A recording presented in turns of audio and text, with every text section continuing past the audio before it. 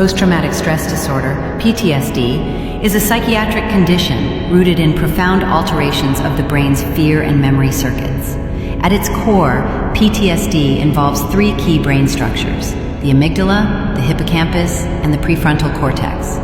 In individuals with PTSD, the amygdala, responsible for detecting threats, is hyperactive, leading to exaggerated fear responses and hypervigilance. This heightened activity is not balanced by the prefrontal cortex, which typically acts as a regulator of emotional responses. In PTSD, the prefrontal cortex shows reduced activity, impairing the brain's ability to distinguish between actual danger and safe environments. This imbalance explains why trauma survivors may respond to harmless cues as though they were life-threatening. The hippocampus, which governs contextual memory and helps differentiate past from present, is often reduced in volume in PTSD patients.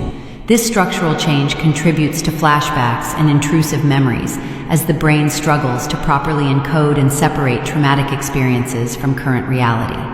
Neurochemically, disruptions are observed in both the glutamatergic and serotonergic systems, as well as heightened activity in the stress hormone pathway, particularly cortisol.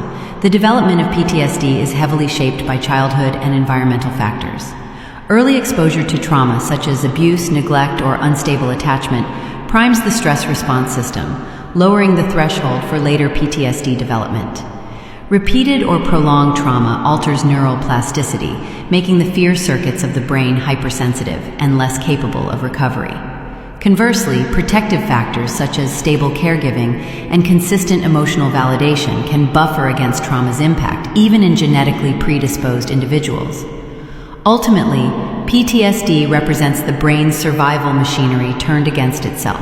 The amygdala remains locked in alarm mode, the hippocampus fails to anchor the memory in the past, and the prefrontal cortex loses its capacity to calm the storm.